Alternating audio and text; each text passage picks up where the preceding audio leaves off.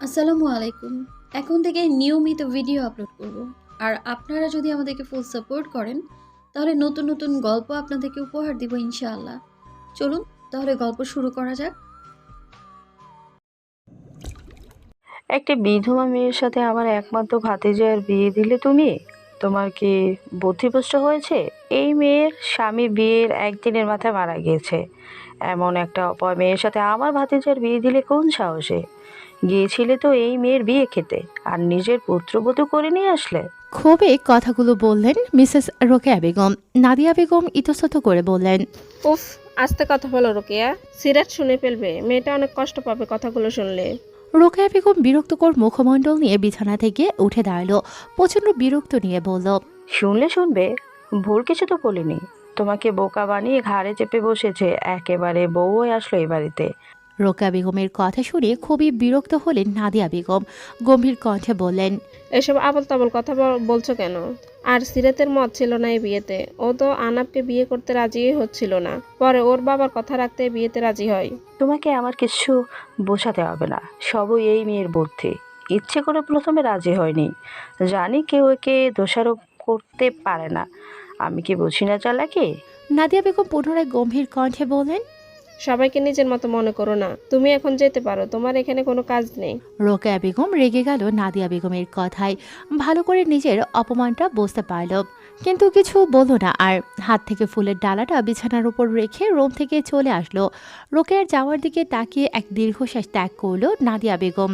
নাদিয়া আর রোকেয়া বেগম মিলে রুম ফুল দিয়ে সাজাতে ছিল। নাদিয়া বেগম ফুলের ডালাটা হাতে নিয়ে উঠে দাঁড়ালো। ডালাটা বারান্দায় রেখে ভেতরে আসলো।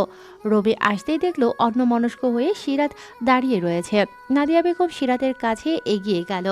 সিরাত এত সময় ওয়াশরুমে ছিল, কিন্তু রোকেয়া বেগমের সব কথাই তার কর্ণকুহর হয়েছে। হঠাৎ মাথায় কারো স্পর্শে সিরাত চমকে উঠল।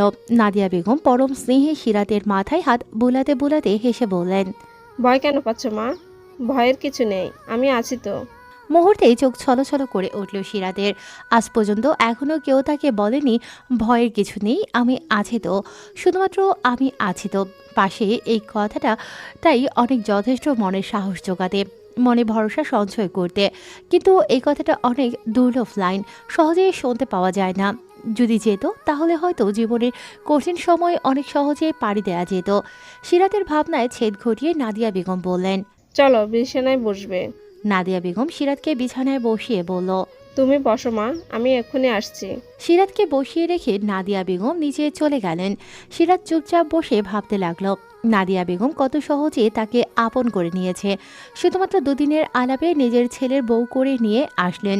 কিন্তু বিয়ের মধ্যে যে করুণাও রয়েছে, সে তো কখনো চায়নি করুণার পাত্রী হতে। তাহলে ভাগ্য কেন তাকে বাধ্য করল করুণার পাত্রী হতে? হয়তো ভাগ্য নিষ্ঠুর, সবসময় নিষ্ঠুরতার পরিচয় দেয়া তার কাজ। মানুষ যা করতে চায় না, ভাগ্যের পরিহাস তাকে বাধ্য করে তা করতে। আজকে সিরাতের বিয়ে ছিল আদনানের সাথে। আদনান নিজ থেকে বিয়ের প্রস্তাব দেয়। সিরাতের আগে একটা বিয়ে হয়েছিল, বিয়েটা হয়েছিল পারিবারিকভাবে। কিন্তু বিয়ের পরদিনই অ্যাক্সিডেন্টে মারা যায় তার স্বামী। সাথে সাথে নতুন বউয়ের তকমা থেকে বিধবার তকমা লাগে তার গায়ে। সব জেনেই আদনান তাকে বিয়ে করতে রাজি হয়।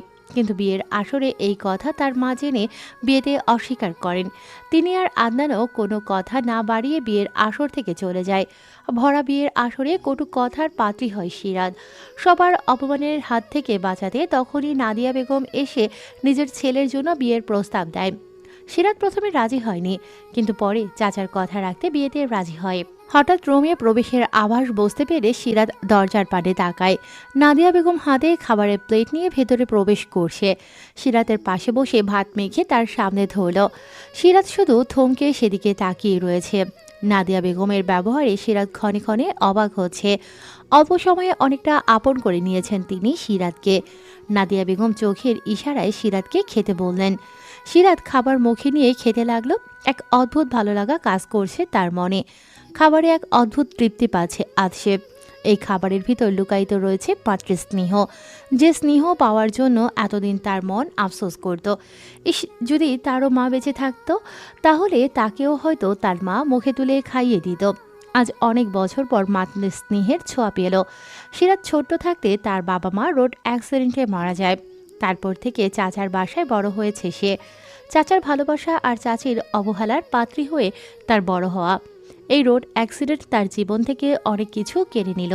সবে ওটি থেকে বের হলো আহনাফ। নিজের কেবিনে এসে গায়ের অ্যাপ্রন খুলে চেয়ারের উপর রাখলো। চেয়ারে বসে টেবিলে হাত রেখে তার উপর মাথা নুইয়ে রাখলো। মাথা ভার হয়ে রয়েছে তার। ফোনের আওয়াজে মাথা তুলে ফোনের দিকে তাকালো। সে জানে এখন তার মা ফোন দিয়েছে। আহনাফ ফোন কেটে দিয়ে উঠে দাঁড়ালো। হাতে অ্যাপ্রনটা নিয়ে কেবিন থেকে বেরিয়ে গেল। সিরাত পরনের ভারী বেনারসি পাল্টে নর্মাল সুতির শাড়ি পরেছে। গরমে অস্বস্তি হচ্ছিল তার অনেক। মাথা যন্ত্রণায় মরে যাওয়ার উপক্রম তার। শরীর যেন ছেড়ে দিয়েছে তার। ঘড়ির দিকে তাকিয়ে দেখল 12টা বেজে 15 মিনিট। তার যার সাথে বিয়ে হয়েছে সেই ব্যক্তির নাম আহনাফ। শুধু এইটুকু জানে সিরাত।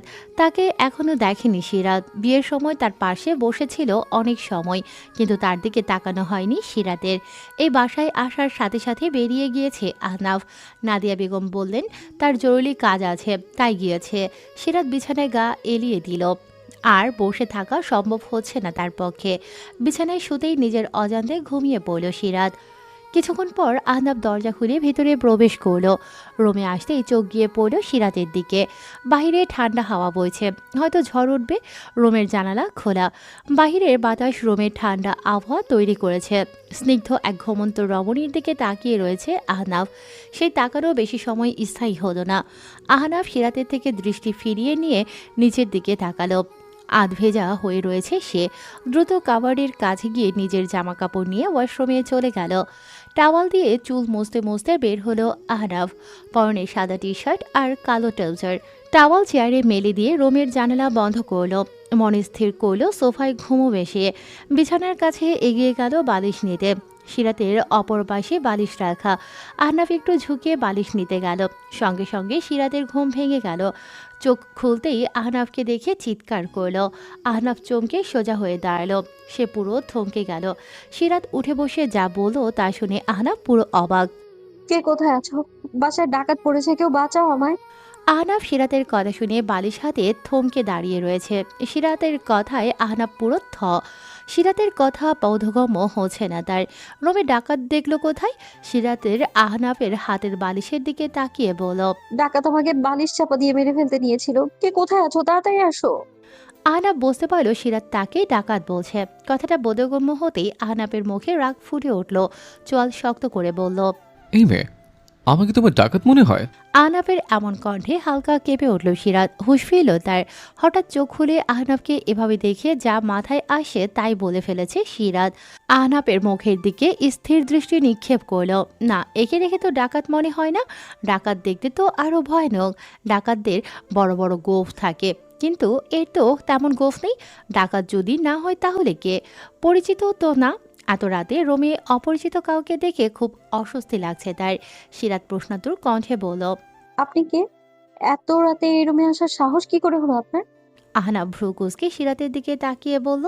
আমার রুমে বসে আমাকে জিজ্ঞেস করছো রুমে আসার সাহস কি করে হলো আমার? সিরাত অবাক নয়নে তাকিয়ে বলল। এটা আপনার রুম? আহনাফ বিরক্তি নিয়ে বলল। কোনো সন্দেহ আছে? সিরাত আনমনে বলল। হ্যাঁ। আহনাফ এক ভ্রু উঁচু করে সিরাতের দিকে তাকালো। সিরাত আহনাফের তাকানো দেখে নির্বাক কণ্ঠে বলল, আপনি আহনাফ? আহনাফ কিছু বলল না। বালিশ হাতে নিয়ে সোফার কাছে গেল। সোফার উপর বালিশ রেখে বেডের কাছে গিয়ে পাশের দেয়ালে লাইটের সুইচ অফ করল। বেডের পাশে সাইড টেবিলের ওপর রাখা টেবিল ল্যাম্প জ্বালালো। টেবিল ল্যাম্পের আলোতে সবকিছু স্পষ্ট দেখা যাচ্ছে রুমের ভিতর।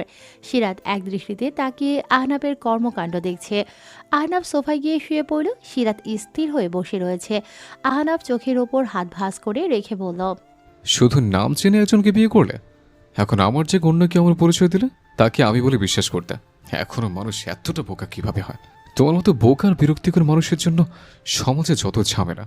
আহনাফের কথা শুনে নিজের অজান্তেই চোখ বেয়ে অশ্রুবিন্দু গড়িয়ে পড়ল। আহনাফ পুনরায় বলে উঠল, আর হ্যাঁ, প্রতিদিনই আমি সোফায় ঘুমাতে পারবো না। সপ্তাহে 4 দিন তুমি আর 3 দিন আমি সোফায় ঘুমাবো। আর আমার উপর নিজের কোনো অধিকার দেখাতে আসবে না। আমি আমার মতো আর তুমি তোমার মতো থাকবে। সিরাত কিছু বলল না, নীরবে অশ্রু বিসর্জন দিচ্ছে। ক্লান্ত থাকায় আহনাফ দ্রুত ঘুমিয়ে পড়ল।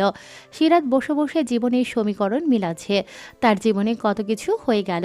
প্রত্যেক মেয়েরই বিয়ে নিয়ে অনেক স্বপ্ন থাকে, তারও ছিল। নিজের একটা সংসার হবে, কিন্তু এই সংসারে তাকে হয়তো সারা জীবন করুণার পাত্রী হয়ে থাকতে হবে। আর ভাবতে পারছে না কিছু। প্রচণ্ড মাথা ব্যথা করছে তার। বিছানায় গা মেলে দিল সিরাত। চোখ বন্ধ করে রেখেছে। চোখ বন্ধ করতেই ঘুমিয়ে পড়ল সিরাত। ভোরের আলো ফুটেছে, কিছু সময় হয়েছে, এখনো পুরোপুরি আলো ফোটেনি। চারিদিকে পাখির কিচিরমিচির আওয়াজ। সিরাতের ঘুম ভেঙে গিয়েছে আজানের শব্দে। উঠে বসলো। নামাজ পড়ার জন্য অজু করতে চলে গেল। অজু করে এসে জায়নামাজ খুঁজতে লাগলো। রুমে চারদিকে চোখ বোলালো। দৃষ্টি স্থির হলো ওয়ার্ড্রোবের ওপর, সেখানে জায়নামাজ ভাঁজ করে রাখা রয়েছে। সিরাত ধীর পায়ে সেদিকে এগিয়ে গেল। জায়নামাজ হাতে নিয়ে নিচে বিছিয়ে নামাজ পড়া শুরু করলো। নামাজ শেষ করে যথাস্থানে গুছিয়ে রেখেছে জায়নামাজ। ধীর পায়ে এগিয়ে গেল বারান্দায়। বারান্দায় অনেক জাতের ক্যাকটাসের গাছ রয়েছে। ক্যাকটাসের সৌন্দর্য অতুলনীয়। ক্যাকটাসের সৌন্দর্যে বিমোহিত হয়ে বাড়ির কোণে ঠাঁই দেয়, কিন্তু এর সৌন্দর্যে বিমোহিত হয়ে স্পর্শ করলে এটি তার ভয়ানক রূপ দেখায়। শরীরে অসংখ্য কাঁটায় ভর্তি। এর সৌন্দর্য শুধু দূর থেকে উপভোগ করা যায়। ক্যাকটাস হচ্ছে ক্যারিওফিলালেস বর্গের ক্যাকটাসিয়া পরিবারের উদ্ভিদ। এ উদ্ভিদের রয়েছে পানি সংরক্ষণের অসাধারণ ক্ষমতা। মরুভূমির প্রচুর উত্তাপ আবহাওয়াতেও ক্যাকটাস পানি সংগ্রহণ করতে পারে বলে ক্যাকটাস 200 বছরের মতো বেশি সময় বাঁচতে পারে। ক্যাকটাস ঘরের ভেতরে টবে লাগানো হলে 10 থেকে 40 বছর বেঁচে থাকতে পারে। বারান্দায় ভিন্ন টবে ভিন্ন ভিন্ন ছোট্ট সাইজের ক্যাকটাস গাছ লাগানো রয়েছে। সিরাত দেয়ালে পিঠ ঠেকিয়ে নিচে বসে পড়ল। তার দৃষ্টি বাহিরের দিকে স্থির। বাহিরে এক স্নিগ্ধ পরিবেশ, স্নিগ্ধ বাতাস। সিরাত চোখ বন্ধ করে জোরে নিঃশ্বাস নিল, আবার ত্যাগ করল। এই সময়ের বাতাস স্বাস্থ্যের জন্য ভালো। সিরাত দেয়ালে মাথা ঠেকিয়ে বসে রইল। বাহিরের পরিবেশ দেখতে দেখতে একসময় ঘুমিয়ে পড়ল। হঠাৎ ঘুম ভাঙতেই সিরাত চারিদিকে পর্যবেক্ষণ করে বুঝলো সকাল হয়েছে, অনেক সময় হয়ে গেছে। দ্রুত উঠে রুমে চলে আসলো। সোফায় আহনাফ নেই, রুমের কোথাও নেই। ঘড়ির দিকে তাকিয়ে দেখলো 7:25। সিরাত রুম থেকে বের হওয়ার জন্য দরজার কাছে যেতেই কারোর সাথে ধাক্কা খেলো। তাল সামলাতে না পেরে নিচে পড়ে গেল। সিরাত চোখ মুখ খিচে উপরে তাকিয়ে দেখলো আহনাফ কপালে সরু ভাঁজ ফেলে তার দিকে তাকিয়ে রয়েছে। গম্ভীর কণ্ঠে আহনাফ বলল, গাধা নাকি তুমি? দেখে চলতে পারো না? সিরাত উঠতে উঠতে বিরক্ত নিয়ে বিড়বিড় করে বলল, আমি না হয় দেখে চলতে পারি না, আর আপনি নিজে অন্ধের মতো চলতেছিলেন যে, সেটা কেন? আহনাফের ঠিকই কর্ণকুহুর হয়েছে সিরাতের কথাগুলো। কপালে আরো সূক্ষ্ম ভাঁজ ফেলে বলল। কি বললে? সিরাত আহনাফের দিকে তাকিয়ে নির্বিকার ভঙ্গিতে বলল, কিছু না। আহনাফ কিছু বলতে যাবে, কিন্তু ফোন আসতেই কিছু বলল না। ফোন কানে দিয়ে কথা বলতে বলতে বারান্দায় চলে গেল। সিরাত আহনাফের যাওয়ার পানে তাকিয়ে রইল। আহনাফের পরনে সাদা শার্ট আর কালো প্যান্ট, ফর্মাল ড্রেস। আহনাফ দেখতে ফর্সা, তার উপর গালে চাপ দাড়ি। দেখতে সুন্দর হলে কি হয়েছে, ব্যবহারে ভয়ানক। যত সময় দেখলো শুধু ইমেজেস, ক্যাকটাসের মতো। ক্যাকটাস যেমন দেখতে সুন্দর, তেমন ধরতে গেলে কাটা ফোটে। আর উনিও তেমন দেখতে সুন্দর, কিন্তু কথা বললে কাটার মতো বলে। Mister cactus. কথাগুলো আনমনে বলে বেরিয়ে গেল সিরাত। সিরাতকে সিঁড়ি বেয়ে নামতে দেখে নাদিয়া বেগম বললেন। আহনাফ কোথায়? সিরাত নাদিয়া বেগমের পাশে এসে দাঁড়িয়ে বলল, উনি ফোনে কথা বলছেন, আমি কি কোনো সাহায্য করব? নাদিয়া বেগম টেবিলে নাস্তা গুছিয়ে রাখতেছিলেন। সিরাতের দিকে তাকিয়ে হাসি দিয়ে বললেন। তোমাকে কিছু করতে হবে না, তুমি বসো। সিরাত চুপ করে দাঁড়িয়ে রইল। নাদিয়া বেগম রান্নাঘরের দিকে তাকিয়ে রোকেয়া বেগমকে উদ্দেশ্য করে বললেন। জোসের জগটা নিয়ে আসো তো তাড়াতাড়ি। সিরাত নাদিয়া বেগমকে থামিয়ে বলল। আমি নিয়ে আসছি। বলে সিরাত রান্নাঘরে চলে গেল। রান্নাঘরে যেতেই সিরাতের চোখ পড়ল রোকেয়া বেগমের দিকে। তিনি বিরক্তি নিয়ে সিরাতের দিকে তাকিয়ে আছেন। সিরাত ইতস্তত বোধ করল, অন্যদিকে তাকাতে থাকলো। খেয়াল করলো রোকেয়া বেগমের হাত পাশেই জুসের জগ রাখা আছে। সিরাত ধীর পায়ে নিচের দিকে তাকিয়ে সেদিকে এগিয়ে গেল। জুসের জগ হাতে নিয়ে আর কোনো দিকে না তাকিয়ে দ্রুত বেরিয়ে আসলো রান্নাঘর থেকে। রান্নাঘর থেকে বের হতেই হাঁপ ছেড়ে বাঁচল। জুসের জগ এনে টেবিলের ওপর রাখলো। টেবিলের এক কোণে বসে আহনাফ ফোনে কিছু দেখছে আর নাস্তা করছে। নাদিয়া বেগম সিরাতকে গ্লাসে জুস ঢেলে আহনাফকে দিতে বলল। সিরাত একটা গ্লাসে জুস ঢেলে আহনাফের পাশে রাখতেই আহনাফ সিরাতের দিকে তাকালো। আহনাফের চোখে চোখ পড়তেই সিরাতের অস্বস্তি লাগলো। দ্রুত চোখ সরিয়ে অন্যদিকে তাকালো। নাদিয়া বেগম কিছু একটা বলতেই আহনাব রাগে খাবার রেখে উঠে দাঁড়ালো। আহনাবের এমন কাণ্ডে সিরাত কেঁপে উঠল। তোমার কথা রাখতে বিয়ে করেছে, এখন আর কোনো কিছু আমার পক্ষে করা সম্ভব নয় মা। মিসেস নাদিয়া বেগম গম্ভীর কণ্ঠে বলেন। বিয়ে যখন করলেই এখন সবার কাছে স্ত্রী পরিচয় দিতে সমস্যা কি? আহনাব বিরক্তি নিয়ে একবার সিরাতের দিকে তাকালো। আহনাবের বিরক্তিমাখা নজর সিরাতের চোখ পড়েছে। আহনাব পুনরায় মায়ের দিকে তাকিয়ে তপ্ত নিঃশ্বাস ত্যাগ করে গম্ভীর কণ্ঠে বলল। সবাইকে অনুষ্ঠান করে জানালে স্ত্রীর পরিচয় পাওয়া যায় না। হয়তো সবাই জানবে এই মেয়েটা আমার স্ত্রী, তবে আমি মন থেকে কোনো দিন এই মেয়েকে স্ত্রী বলে মানতে পারবো না। মেয়েটা বিধবা, আর বিয়ের আসরে বিয়ে ভেঙে গেছে। সমাজে লোকলজ্জা থেকে বাঁচানোর জন্য এই বিয়েটা করছে, শুধুমাত্র তোমার কথা রাখতে। এর থেকে বেশি কিছু আমার থেকে আশা করা বেকার। কথাগুলো বলেই টেবিলের ওপর থেকে ফোন নিয়ে আহনাব চলে গেল। আহনাবের কথাগুলো শুনে সিরাতের চোখ ছলছল করে উঠল। মিসেস নাদিয়া বেগমের মুখে হতাশার ছাপ। আসলে কি তিনি ভুল করলেন সিরাতের সাথে আহনাবের বিয়ে দিয়ে? মেয়েটাকে ভালো রাখার আশায় কি শেষ পর্যন্ত মেয়েটাকে দুঃখের সাগরে ভাসিয়ে দিল? ভেবেছিল আহনাব সিরাতকে বুঝতে পারবে, সিরাতকে সঠিক সম্মান দিতে পারবে, কিন্তু ছেলেটা যে সিরাতকে করুণার পাত্রে বানিয়ে দিল। নাদিয়া বেগম কোন মুখে এখন সিরাতের সাথে কথা বলবেন? তিনি অনুতাপের চোখে সিরাতের দিকে তাকিয়ে কিছু বলতে নিতেই সিরাত বলে উঠল। উনি যখন চান না তখন কোনো অনুষ্ঠান করে আমাকে ওনার স্ত্রীর পরিচয়ে পরিচিত করা লাগবে না। উনি আমাকে বিয়ে করেছেন, এটাই অনেক কিছু। আর কোনো কিছুর প্রয়োজন নেই আমার। কথাগুলো বলে ম্লান হাসি দিল সিরাত। মন তার অসহ্য যন্ত্রণায় দুমড়ে মুচড়ে যাচ্ছে, তবুও মুখে ম্লান হাসি বজায় রেখে বলল। আমি উপরে রুমে যাচ্ছি। কথাটা বলে আর এক মুহূর্ত দাঁড়ালো না সিরাত, দ্রুত উপরে চলে গেল। রোকেয়া বেগম চেয়ার টেনে বসে বললেন। খাবার টেবিলে এত নাটক দেখার ইচ্ছে আমার আর নেই। আমি উঠলাম। আমাদের আহনাফের জীবনটা ধ্বংস করে দিলে তুমি। নিজের মতো ছেলের উপর চাপিয়ে দিলে, তাও এমন একটা অপয় জন্য। নাদিয়া বেগম গম্ভীর চোখে রোকেয়া বেগমের দিকে তাকিয়ে বললেন। সিরাতের সাথে যা কিছু হয়েছে তাতে সিরাতের কোনো দোষ নেই। শুধু শুধু সিরাতকে দোষারোপ করা বন্ধ করো।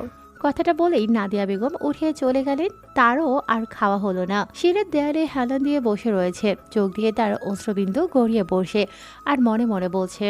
উনি ঠিকই বলছেন, বিধবা মানে এই সমাজে তাদের কোনো মূল্য নেই।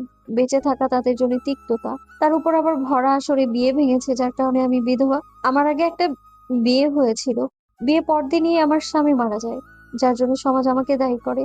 সমাজের সবাই বলে আমি অপয়া, যার কারণে ভাগ্য এমন করছে আমার সাথে। উনি আমাকে বিয়ে না করলে হয়তো আমাকে সমাজের কথায় মরে যেতে হতো। উনি অনেক করেছেন আমার জন্য, আর কিছুর প্রয়োজন নেই আমার।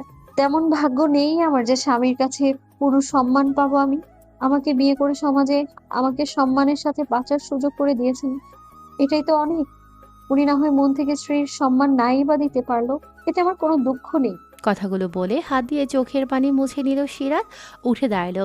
ভাগ্য তার সাথে যতই নিষ্ঠুরতা করুক না কেন, সে আর কষ্ট পাবে না। নিজেকে দাঁতস্থ করে বেডের দিকে তাকালো। বেডে শুকনো ফুলের পাপড়ি পড়ে রয়েছে। সিরাত বেডের দিকে এগিয়ে গেল, পাপড়িগুলো কুড়িয়ে নিজের আঁচলে রাখলো। তারপর সেগুলো বারান্দায় রেখে দিয়ে আসলো। তারপর রুমে এসে বেড গুছিয়ে রাখলো। রুম পুরো গোছানো। রুম দেখে বোঝা যাচ্ছে আহনাব খুব পরিপাটি। সিরাত লাকেজ থেকে একটা শাড়ি বের করে গোসলে চলে গেল। নিজের কেবিনে বসে রিপোর্ট দেখতেছিল আহনাব। পরনে সাদা অ্যাপ্রন। খুব মনোযোগ দিয়ে এক রোগীর রিপোর্ট দেখতে আসে আহনাব। তখন তার কেবিনে কেউ প্রবেশ করল। চায় টেনে আহনাবের সামনে বসে বলল। দেশের বিখ্যাত heart surgeon mister Ahnab Chowdhury, যে কিনা অল্প বয়সে বেস্ট হার্ট সার্জনদের তালিকায় অন্তর্ভুক্ত হয়েছে। এত নামকরা ব্যক্তির বিয়ের খবর কেউ জানে না, গোপনে বিয়ে করছে। আহনাব চোখ তুলে সামনে তাকালো। তার সামনে এক হাস্যোজ্জ্বল মেয়ে বসে রয়েছে, যার মুখে লেগে রয়েছে হাসির রেখা। আহনাব নির্বিকার কণ্ঠে বলল। তুই এখানে? মেয়েটি জবাবে বলল। কেন, আমাকে দেখে খুশি? মেয়েটিকে থামিয়ে আহনাব বলল। ফালতু কথা কম বলে যা জিজ্ঞেস করছে তাই বল। মেয়েটি হতাশা ভঙ্গিতে বলল। আজকে আসছি আর এই হসপিটালে জয়েন করছি। আহনাব চেয়ার থেকে উঠে দাঁড়ালো, হাতে রোগীর রিপোর্ট নিয়ে বলল। আমাকে যেতে হবে রোগী দেখতে। বাসে কি একসাথে যাবে? মেয়েটি হ্যাঁসূচক মাথা নাড়িয়ে বলল। হুম। আহনাব মেয়েটিকে নিজের কেবিনে অপেক্ষা করতে বলে চলে গেল। ঘড়িতে ৩টার কাঁটা ছুঁই ছুঁই। নাদিয়া বেগম ক্লান্ত দেহ সোফায় হেলিয়ে দিয়ে সিরাতকে ডাক দিল। নাদিয়া বেগমের কণ্ঠ শুনে সিরাত দ্রুত নিচে চলে আসলো। নাদিয়া বেগম অনেক আগে একটা কাজের জন্য বের হয়েছিলেন। এই দুপুরের গরমে তিনি অনেক ক্লান্ত হয়ে গেছেন। বাইরে রোদের প্রখর অনেক। উনি কোথায় গিয়েছিলেন তা বাড়ির কাউকে জানাননি। সিরাত এক গ্লাস পানি এনে দিলে তা এক মুহূর্ত দেরি না করে দ্রুত খেলেন তিনি। খালি গ্লাসটা সিরাতের হাতে দিয়ে বললেন, বুঝলে, রাস্তায় প্রচুর ট্রাফিক জ্যাম। এই গরমে অনেক সময় জ্যামে আটকে পড়ে থাকতে হয়েছে, তাই আসতে দেরি হয়েছে। দুপুরে খেয়েছো? সিরাত নাসূচক মাথা নাড়ল। নাদিয়া বেগম ব্যস্ত হয়ে বললেন, এখনো খাওনি কেন? সকালেও তো কিছু খাওনি। সিরাত নাদিয়া বেগমকে ব্যস্ত হতে দেখে শান্ত কণ্ঠে বলল, শুনে একা একা খেতে ইচ্ছে করছিল না, তাই আপনার জন্য অপেক্ষা করছিলাম। আর আপনিও তো সকালে কিছু খাননি। নাদিয়া বেগম দীর্ঘশ্বাস ফেললেন। সকালে যে কাণ্ড হলো তারপর আর খাবার গলা থেকে কিভাবে নামে। সিরাতকে খাওয়ার জন্য বলতে গিয়েও বলতে পারেনি। সিরাতের সাথে কথা বলতে তার অনেক অনুতাপ বোধ কাজ করছে। এমন সময় কারো কণ্ঠ শুনে নাদিয়া বেগম আর সিরাত পেছনে ফিরে তাকালো। দরজার সামনে এক বয়স্ক লোক দাঁড়িয়ে বলল, এক গ্লাস ঠান্ডা পানি পাওয়া যাবে মা? তৃষ্ণায় গলা শুকিয়ে যাচ্ছে অনেক। নাদিয়া বেগম আশ্বাস দিয়ে বললেন, অবশ্যই রহিম চাচা, আপনি ভিতরে আসুন। সিরাত মা ওনাকে এক গ্লাস ঠান্ডা পানি এনে দেয়। লোকটি ভেতরে এসে নাদিয়া বেগমের সামনে দাঁড়ালো। সিরাত উপরের নিচে মাথা নাড়িয়ে ঠান্ডা পানি নিয়ে আসলো। পানির গ্লাস লোকটির হাতে দিতেই তিনি দ্রুত পানি পান করলেন। দেখেই বোঝা যাচ্ছে অনেক তৃষ্ণার্ত তিনি। পানি পান করে বললেন, এত সময় পর শান্তি পেলাম। তাহলে মা, আমি বাড়ি গেলাম। দুপুরে খাবারের সময় পেরিয়ে যাচ্ছে। লোকটি তাদের গাড়ির ড্রাইভার।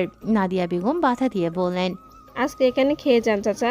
লোকটি অসম্মতি জানিয়ে বলল, না মা, আগে একটা সিগারেট খাওয়া লাগবে, তারপর বাসায় যেয়ে শান্তি মতো খাবো। নাদিয়া বেগম বিরক্তি নিয়ে বললেন, বয়স তো অনেক হলো চাচা, এখনো কি সিগারেট খান? সিগারেট মানুষের অনেক ক্ষতি করে। লোকটি হাসি মুখে বললেন, সবাই তো তাই বলে মা, কিন্তু সিগারেট ছাড়তে পারি না। সিগারেট ছাড়া যায় না। সিরাত বলে উঠল, সিগারেট খাওয়া ছেড়ে দেওয়া যায়, শুধু মনোবল লাগে। আমরা যদি ছাড়াতে পারবো না তাহলে কখনো সেই জিনিসটা ছাড়াও সম্ভব না। আর আমরা যদি ভাবি যে সিগারেট খেলে কি কি ক্ষতি হয়, তাহলে খুব সহজেই সিগারেট ছেড়ে দেওয়া যাবে। রহিম চাচা হাসি মুখে বললেন, সিগারেটে কোনো ক্ষতি করে না মা, আমার তো তেমন কোনো ক্ষতি হয়নি। সিরাত অমত পোষণ করে বলল। হয়েছে, আপনি বুঝতে পারছেন না। রহিম চাচা অবাক হয়ে সিরাতের দিকে তাকিয়ে রইল। সে সিরাতের কথা বুঝতে পারল না। সে তো কোনো ক্ষতি দেখতে পারছে না। সিরাত বুঝতে পারল রহিম চাচা তার কথা কিছু বুঝতে পারেনি। তাই সিরাত বলল, আমাদের নিঃশ্বাসের সাথে অক্সিজেন ফুসফুসে যায়। ফুসফুসে রয়েছে কোটি কোটি বায়ুথলি। এই বায়ুথলি দিয়ে ফুসফুস থেকে অক্সিজেন রক্তে প্রবেশ করে। ধূমপান ফুসফুসে বায়ুথলিকে ধ্বংস করে দেয়। একবার বায়ুথলি ধ্বংস হলে নতুন করে আর তৈরি হয় না। কোটি কোটি বায়ুথলি থাকায় আমরা সহজে বুঝতে পারি না, কিন্তু নীরবে ফুসফুসের ক্ষতি হতেই থাকে। এর থেকে শুরু হয় শ্বাসকষ্টের রোগ।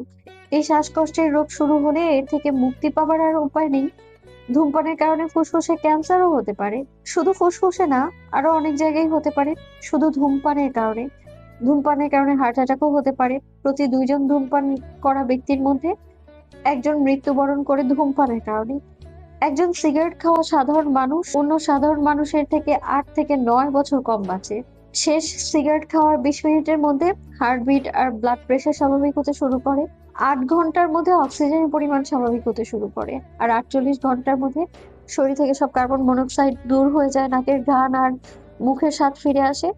42 ঘন্টার মধ্যে শ্বাসতন্ত্র প্রসারিত হতে শুরু করে, যার ফলে শ্বাস নেওয়া সহজ হয়ে যায়। 1 বছর পর হার্ট অ্যাটাকের ঝুঁকি অনেকটাই কমে আসে। শুধুমাত্র মনোবল আর ক্ষতিকারক দিনগুলো মাথায় রাখলে খুব সহজেই সিগারেট খাওয়া ছেড়ে দেওয়া যায়। একশ্বাসে কথাগুলো বলে থামল সিরাত। রহিম চাচা সব বুঝতে না পারলেও অনেকটাই বুঝেছে। তিনি হাসি মুখে বললেন, এখন থেকে তোমার কথা মাথায় রাখবো মা। এগুলো মনে থাকলে আমার আর সিগারেট খেতে মনে চাইবে না। জেনে শুনে নিজের ক্ষতি করা বোকামি। তখনই কেউ বলে উঠল, বাহ, তুমি তো দেখি অনেক কিছু জানো। সিরাত দরজার দিকে তাকালো। দরজার সামনে আহনাফ আর একটি মেয়ে দাঁড়িয়ে রয়েছে। আহনাফ মুগ্ধ নয়নে সিরাতের দিকে তাকিয়ে রয়েছে। এত সময় মনোযোগ দিয়ে সিরাতের কথাগুলো শুনেছে সে। মেয়েটি এসে সিরাতকে জড়িয়ে ধরল। হঠাৎ এমন কাণ্ডে সিরাত থমকে গেল। মেয়েটি সিরাতকে ছাড়তেই নাদিয়া বেগম হাসি মুখে মেয়েটিকে জড়িয়ে ধরল। সিরাত অবাক পানে সেদিকে তাকিয়ে রয়েছে। কে মেয়েটি? কেমন আছিস পারিয়া? মেয়েটি নাদিয়া বেগমকে ছেড়ে সোজা হয়ে দাঁড়িয়ে বলল। এই তো ভালো মামনি। ফারিয়া সিরাতের দিকে ইশারা করে বলল। এই কি আহনাপের বউ? নাদিয়া বেগম হাসি মুখে মাথা নাড়লেন। ফারিয়া উৎফুল্ল কণ্ঠে বলল। আমি আগেই বুঝেছিলাম তুমিই সিরাত। সিরাত সৌজন্যমূলক হাসি দিল। নাদিয়া বেগম সিরাতকে ফারিয়ার দিকে ইশারা করে বলল। এই হলো তোমার ননদ, রোকেয়ার মেয়ে, আহনাফের ফুফাতো বোন। সিরাত ফারিয়ার দিকে তাকিয়ে সৌজন্যমূলক হাসি দিয়ে মাথা নাড়ল। আহনাফ এখনও এক জায়গায় ঠায় দাঁড়িয়ে রয়েছে। নাদিয়া বেগম সবাইকে তাড়া দিয়ে বললেন। সবাই খেতে এসো। বলেই তিনি রান্নাঘরে চলে গেলেন। সিরাতও নাদিয়া বেগমের সাথে চলে গেল। ফারিয়া আহনাফের দিকে তাকিয়ে বলল। কিরে ওখানে দাঁড়িয়ে থাকবি? আহনাফ আপন মনে কিছু একটা ভাবতেছিল। ফারিয়ার কথায় আহনাফের ভাবনায় ছেদ ঘটল। আমি ফ্রেশ হয়ে আসছি। বলেই আহনাফ উপরে চলে গেল। ফারিয়া আহনাফের যাওয়ার পানে কিছুক্ষণ তাকিয়ে থেকে এক ফালি নিঃশ্বাস ফেলে চলে গেল। খাবার টেবিলে নাদিয়া বেগম খাবার গুছিয়ে রাখছে। নাদিয়া বেগমের সাথে সাথে সিরাতও হাতে হাতে কাজ করছে। ফারিয়া ফ্রেশ হয়ে এসে চেয়ার টেনে বসতে বসতে বলল। মামনি, মা কোথায়? মাকে যে দেখছি না। তোর মা তার এক বান্ধবীর বাসায় গিয়েছে, চলে আসবে বিকালের মধ্যে। আমি বরং আহনাবকে ডেকে নিয়ে আসি। বলেই চেয়ার ঠেলে উঠতে নিলে নাদিয়া বেগম বাধা দিয়ে বললেন। তুই বস, সিরাত গিয়ে ডেকে নিয়ে আসুক। সিরাত আমতামতা করে বলল। আমি থাক আপুই, যাক। নাদিয়া বেগম গম্ভীর নয়নে তাকিয়ে বলেন। তুমিও যাবে? যাও তাড়াতাড়ি আহনাফকে ডেকে নিয়ে আসুক, খাবার ঠান্ডা হয়ে যাচ্ছে। সিরাত অনিচ্ছা সত্ত্বেও আহনাফকে ডাকতে চলে গেল। আহনাফ সবে গোসল করে বেরিয়ে আয়নার সামনে দাঁড়িয়ে চুল মুছছে। পরনে গেঞ্জি আর ট্রাউজার। সিরাত দরজার সামনে দাঁড়িয়ে হাত কসলাচ্ছে। কি বলবে বুঝে উঠতে পারছে না। সিরাত এইটুকু বুঝে তার উপস্থিতি আহনাফের পছন্দ না। আয়নায় সিরাতের প্রতিবিম্ব দেখে আহনাফ ভ্রু কুঁচকে বলল। কি সমস্যা? সিরাত চমকে উঠল। মুহূর্তেই নিজেকে সামলে আমতা করে বলল। আসলে আসলে আহনাফ বিরক্ত চোখে পেছন ফিরে সিরাতের দিকে তাকিয়ে বলল। আসলে নকলে কি? সিরাত নিজেকে ধাতস্থ করে নির্বিকার কণ্ঠে বলল। আপনাকে খেতে রাখছি। আহনাফ কিছু বলল না। পুনরায় চুল মুছতে শুরু করলো। সিরাত আহনাফের দিকে তাকিয়ে রয়েছে। আহনাফ এমন ভান করছে যেন এখানে কেউ নেই। সিরাত দ্বিধাদ্বন্দ্বে পড়ে গেল। আহনাফ তো উত্তরে কিছু বলল না। সে এখন কি করবে? চলে যাবে? সিরাতের ভাবনার মাঝেই আহনাফ টাওয়াল মেলে দিয়ে সিরাতকে পাশ কাটিয়ে চলে গেল। একবারও সিরাতের দিকে তাকায়নি। মনে হলো এখানে সিরাত অদৃশ্য। সিরাতের ব্যাপারটা খারাপ লাগলো। একটা দীর্ঘশ্বাস ফেলে চলে আসলো। খাবার টেবিলে কেউ তেমন কোনো কথা বলেনি। মাঝে মাঝে ফারিয়া আহনাফের সাথে কথা বলছে। আহনাফ শুধু তার হ্যাঁ জবাব দিয়েছে। সিরাত নীরবে খাওয়া শেষ করছে। একে একে সবাই যে যার রুমে চলে গেল। সিরাত পড়ল আরেক বিপাকে। এখন সে কি করবে? রুমে তো উনি আছেন। সিরাত গেলে তো বিরক্ত হবে ভেবেই সিরাত আর উপরে গেল না। সোফায় গিয়ে বসে পড়ল। সোফায় হালান দিয়ে চোখ বন্ধ করে বসে রইল। কিছুক্ষণ পর কারো গলার খিকরির শব্দে সিরাত চোখ মেলে তাকালো। চোখ খুলে আহনাফকে দেখে সোজা হয়ে বসলো। আহনাফ নির্বিকার কণ্ঠে বলল। তুমি আমার সাথে এক জায়গায় যাবে, তাড়াতাড়ি আসো। সিরাত অবাক হয়ে বসে রইল। কথাটা তার বোধগম্য হলো না ঠিক। কোথায় যাবে সে? সিরাতের কোনো হেলদোল না দেখে আহনাফ বলল। কি হলো? সিরাত উঠে দাঁড়ালো। আহনাফকে দেখে বোঝা যাচ্ছে বাইরে কোথাও যাবে। সেরকমই রেডি হওয়া। সিরাত আহনাফের পেছন পেছন চলে গেল। আহনাফ গাড়িতে ড্রাইভিং সিটে বসে বলল। তাড়াতাড়ি ওঠো। সিরাত আহনাফের পাশের সিটেই বসলো। আহনাফ সিরাতের দিকে ভ্রুকুচকে তাকিয়ে বলল। সিট বেল্ট লাগাও। সিরাত মাথা নাড়ালো। সিরাত সিট বেল্ট লাগিয়ে চুপচাপ বসে রইল। আহনাফ কাউকে কল দিয়ে আমরা তাড়াতাড়ি আসতেছি বলে রেখে দিল। একবার সিরাতের দিকে তাকিয়ে গাড়ি স্টার্ট দিল। সিরাত একবার জিজ্ঞেস করছে আহনাফকে তারা কোথায় যাচ্ছে, কিন্তু আহনাফ কিছু বলেনি। সিরাত জানালার কাজ ভেদ করে বাহিরে তাকিয়ে ভাবছে আহনাফ তাকে কোথায় নিয়ে যাচ্ছে। তাকে কি তার চাচার বাসায় রেখে দিয়ে আসবে আহনাফ? আকাশ কুসুম ভাবতে ভাবতে সময় পার করলো সিরাত। গাড়ি থামলো প্রায় 1 ঘন্টা পর। এর মধ্যে অনেক সময় জ্যামে পড়েছিল তারা। সিরাত গাড়ি থেকে নেমে বুঝলো তারা একটা হসপিটালে সামনে দাঁড়িয়ে আছে। আহনাফ হসপিটালের ভেতরে প্রবেশ করলো। সিরাত ও আহনাফের পেছন পেছন গেল। আহনাফ 3 তলার করিডোরে শেষ প্রান্তে এক কেবিনে প্রবেশ করলো। সিরাত বুঝতে পারছে না তারা এখানে কেন এসেছে। কারো কি কিছু হয়েছে? সিরাত কেবিনে ঢুকতেই অবাক হয়ে গেল। বেডে তার চাচা শুয়ে রয়েছে। সিরাত দ্রুত বেডের কাছে এগিয়ে গেল। পাশেই তার চাচি আঞ্জুমান বেগম বসে রয়েছেন। আহনাফ একপাশে দাঁড়িয়ে রয়েছে। সিরাত ব্যস্ত হয়ে জিজ্ঞেস করলো, কি হয়েছে চাচার? হঠাৎ রাস্তায় অজ্ঞান হয়ে পড়ে গিয়েছিল। তারপর লোকজন ধরাধরি করে এখানে নিয়ে এসেছে। আমি আসার সময় আহনাফ বাবাকে ফোন দিয়ে বলেছিলাম। আহনাফ বাবা তো ডাক্তার, তাই আমি আসতেই ডাক্তার বলল রক্তচাপ অনেক কমে গিয়েছে, যার কারণে অজ্ঞান হয়ে গিয়েছে, এখন ঘুমাচ্ছে। সিরাত চিন্তিত হয়ে পড়ল। আজকে তার চাচার এই অবস্থার জন্য সিরাত নিজেকে দায়ী করছে। তাকে নিয়ে চিন্তা করতে করতেই তার চাচার এই অবস্থা। সন্ধ্যা 6টা। সিরাত তার চাচার পাশে বসে রয়েছে। আহনাফ কেবিনের বাইরে দাঁড়িয়ে ডক্টরের সাথে কথা বলছে। উনি তাহলে ডক্টর হার্ট সার্জন। তখন চাচির কথায় খেয়াল না করলেও পরে জানতে পেরেছে সিরাত। এমন সময় আহনাফ কেবিনে ঢুকে বলল, আমরা তাড়াতাড়ি আসতেছে। আমি ডাক্তারের সাথে কথা বলছি, কালকে সকালে আপনাকে ছেড়ে দেব। আমাকে এখন যেতে হবে চাচা। সিরাতের চাচা আজমল সাহেবের কাছ থেকে বিদায় নিয়ে আহনাফ সিরাতের পাশে দাঁড়িয়ে বলল, চলো, তোমাকে বাসায় নামিয়ে দিয়ে আমাকে দ্রুত যেতে হবে, একটা ওটি রয়েছে। সিরাত অনুনয় করে বলল। আমি এখানেই থাকি আজকে। আহনাফ কিছু বলার আগে সিরাতের চাচা বাধা দিয়ে বললেন, তো চাচি আছে তো, চিন্তা করিস না, তুই বরং জামাই বাবাজির সাথে চলে যা। সিরাত অনিচ্ছা সত্ত্বেও আহনাফের সাথে চলে আসলো।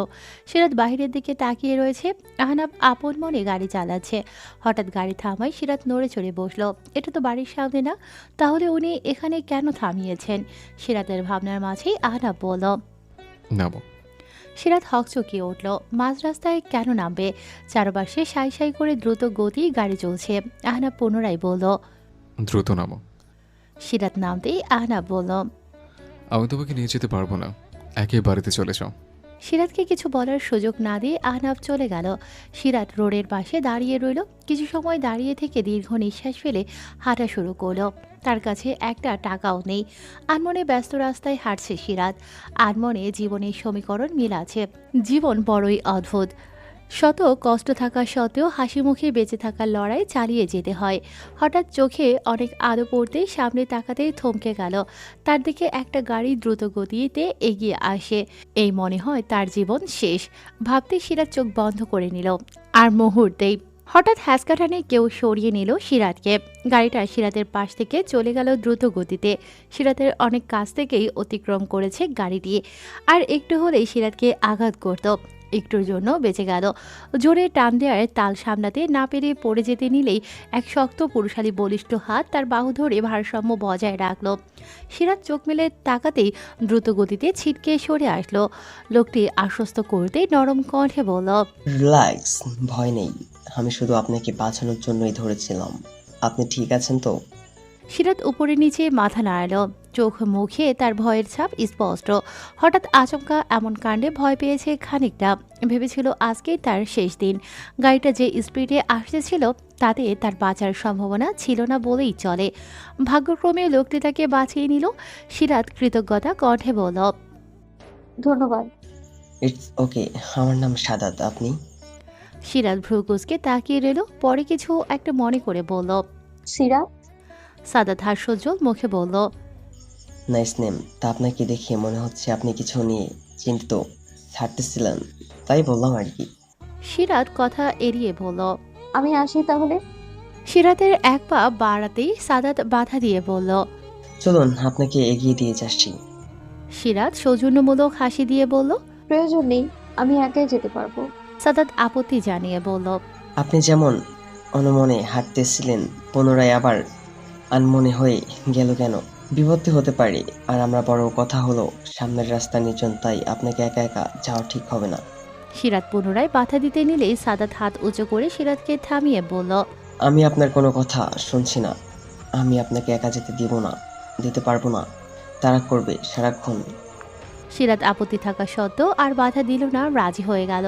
আসলে একা একা যাওয়াটা ঠিক হবে না। আর লোকটাকে দেখে ভালো মানুষই মনে হচ্ছে, অন্তত বিবেকহীন না। কথাটা সিরাত আহনাবকে উদ্দেশ্য করে ভাবলো। সিরাতের ভাবনার মাঝে সাদাত তার গাড়ি নিয়ে হাজির হলো। সাদাত গাড়িতে উঠতে বললে সিরাত অস্বস্তি নিয়ে গাড়িতে উঠল। আহনাবের যে ওটি করার কথা ছিল তার রোগীর কিছু সমস্যার কারণেই করা হয়নি। কালকে অপারেশন হবে, তাই আহনাব বাসায় চলে আসলো। বাসায় এসে সোফায় গা এলিয়ে বসতেই নাদিয়া বেগম হন্তদন্ত হয়ে এসে বলল, তুই একা যে, সিরাত মা কই? আহনাব সোফায় মাথা হেলিয়ে দিয়ে চোখ বন্ধ করে বসেছিল। নাদিয়া বেগমের এমন কথা শুনে ধপ করে চোখ মেলে তাকালো, মাথা সোজা করে বলল, কই মানে? বাসায় আসেনি? নাদিয়া বেগম অবাক হয়ে বললেন, তোদের তো একসাথে আসার কথা, তাহলে ও আগে আসবে কিভাবে? আহনাব উঠে দাঁড়ালো, কিছু না বলে দ্রুত বেরিয়ে গেল। নাদিয়া বেগম চিন্তিত হয়ে সোফায় বসে রইল। আহনাব গাড়ি নিয়ে যেখানে সিরাতকে রেখে এসেছিল সেখানে বেরিয়ে গেল। ধীর গতিতে গাড়ি চলছে। সিরাত বাহিরের দিকে তাকিয়ে রয়েছে। সাদাত টুকটাক কথা বলছে। সিরাত শুধু কথায় সায় মিলাচ্ছে, নিজে কিছু বলেনি। হঠাৎ সিরাত গাড়ি থামাতে বলতেই সাদাত গাড়ি থামিয়ে বলল, কি হলো, এখানে থামতে বলুন কেন? সিরাত গাড়ি থেকে নামার জন্য উদ্যত হয়ে বলল। বাড়ির সামনে এসে গেছি। সাদাতকে কিছু বলার সুযোগ না দিয়ে সিরাত গাড়ি থেকে নেমে পড়ল। সিরাত গাড়ির বাহিরে দাঁড়িয়ে সৌজন্যমূলক হাসি দিয়ে বলল, ধন্যবাদ। সাদাত মুস্কি হেসে বলল, শুধু ধন্যবাদ হবে না, পরের বার দেখা হলে এক কাপ কফি খাওয়ালেই হবে। সিরাত মাথা নাড়িয়ে চলে আসলো। সাদাত বাড়িটার দিকে কিছুক্ষণ তাকিয়ে থেকে চলে আসলো। সিরাত বাড়ির ভেতর প্রবেশ করতে নাদিয়া বেগম সোফা থেকে উঠে সিরাতের কাছে এগিয়ে গেল। চিন্তিত কণ্ঠে বলল, কোথায় ছিলি এত সময়? আমি তো কিছুই বুঝতেছি না। তোদের তো একসাথে আসার কথা ছিল। আহনাফ আগে আসলো, আবার বেরিয়ে গেল, তুই এখন একা আসলি। সিরাত আশ্বস্ত করে বলল, আসলে ওনার জরুরি কাজ ছিল, তো তাই উনি আগে এসেছিলেন আর আমি হসপিটালেই ছিলাম। আমিও ওনাকে বলেছিলাম চলে যেতে, আমি একা যেতে পারবো। সিরাত নাদিয়া বেগমের সাথে মিথ্যে কথা বলল। যদি সত্যি কথা বলতো তাহলে নাদিয়া বেগম অনেক কষ্ট পেত। এমনিতেই সকালে আহনাফের ব্যবহারে অনেক কষ্ট পেয়েছেন তিনি, তাই সিরাত মিথ্যে বলল। নাদিয়া বেগম সিরাতের চাচার ব্যাপারে জিজ্ঞেস করলো। সিরাত নাদিয়া বেগমের সাথে কিছু সময় কথা বলে উপরে চলে আসলো। সিরাত রুমে এসে সোজা গোসলে চলে গিয়েছিল। অনেক সময় নিয়ে গোসল করে বেরিয়ে আহনাফকে বেডে বসে থাকতে দেখে খানিকটা চমকে উঠল। আহনাফকে অন্যরকম দেখাচ্ছে। সিরাত সেদিকে বেশি খেয়াল না দিয়ে আয়নার সামনে গিয়ে দাঁড়ালো। আচমকা আহনাফ উঠে এসে সিরাতের বাহু শক্ত করে ধরে দেয়ালে ঠেকিয়ে বলল, আমি তোমাকে নামিয়ে দিয়েছিলাম কত সময় আগে। বাড়ি আসতে এত দেরি হলো কেন? আহনাফ এমনভাবে ধরেছে যে সিরাত প্রচুর ব্যথা পাচ্ছে। তার উপর আহনাফের এমন কথা শুনিয়ে সিরাতের অনেক রাগ লাগলো, কিন্তু চুপ করে থেকে নিজের রাগকে সংযত করতে লাগলো। আহনাফ সিরাতকে চুপ থাকতে দেখে পুনরায় অগ্নি চোখে বলল, কি হলো, কথা বলছো না কেন? এত সময় রাতে একা রাস্তায় থাকার মানে কি? তোমাকে আমি যেখানে নামিয়ে দিয়েছিলাম তোমার আরো আগে বাসায় আসার কথা ছিল। এত রাতে রাস্তায় থাকার মানে কি? যদি কিছু হয়েছে তো? এবার আর সিরাত চুপ থাকতে পারল না, ক্ষোভে বলল, একা একটা মেয়েকে মাঝরাতে গাড়ি থেকে নামিয়ে দেওয়ার সময় আপনার এটা মাথায় রাখা উচিত ছিল। কিছু হতে পারতো, কোনো বিপদ হতে পারতো। নামিয়ে দেওয়ার সময় যখন আপনার বিবেকে বাঁধেনি, তাহলে এখনো আমি দেরি করছি, তাতে আপনার কিছু হতে পারতো। এই ভেবে আপনার সময় নষ্ট করার আর দরকার নেই। আহনাফের মুখশ্রীতে এত সময় ফুটে থাকার রাগ নিমিষেই মিয়ে গেল। হাতের বাঁধন আলগা হতেই সিরাত আহনাফকে ধাক্কা দিয়ে সরে আসলো। মাথার টাওয়াল খুলে চেয়ারে মেলে দিয়ে রুম থেকে বেরিয়ে আসলো। আহনাফ আনমনে কিছু একটা ভাবতে থাকলো। রাত 12টা বাজে। সিরাত এত সময় রুমে আসেনি। খাবার টেবিলে আহনাফের দিকে একবারও তাকায়নি। আহনাফের সামনে পড়তে ইচ্ছে করছে না তার। অনিচ্ছা সত্ত্বেও ধীর পায়ে রুমে ঢুকলো। রুমে চোখ বুলিয়ে দেখলো আহনাফ কোথাও নেই। বারান্দার কাছে যেতেই বুঝতে পারলো আহনাফ বারান্দায় দাঁড়িয়ে কারোর সাথে কথা বলছে। সিরাত দ্রুত বেড থেকে বালিশ নিয়ে সোফায় শুয়ে পড়ল। গায়ে একটা কাঁথাও মুড়িয়ে নিল। খানিক সময় পর আহনাফ সোফার সামনে এসে দাঁড়িয়ে নির্বিকার চোখে সিরাতের দিকে তাকিয়ে থাকলো। তার সিরাতের সাথে কিছু কথা ছিল। অনেক সময় অপেক্ষা করেছিল সিরাতের জন্য, কিন্তু সিরাত এত সময় রুমে আসেনি। একটা কল আসায় বারান্দায় গিয়েছিল, এখন রুমে এসে দেখে সিরাত ঘুমিয়ে গিয়েছে। কাঁথা গায়ে মুড়িয়ে থাকার ব্যাপারটা খেয়াল হতেই আহনাফ বিরক্ত নিয়ে বলল, আসলে বিরক্তিকর, এই গরমে গাধা মুড়িয়ে শুয়ে আছে।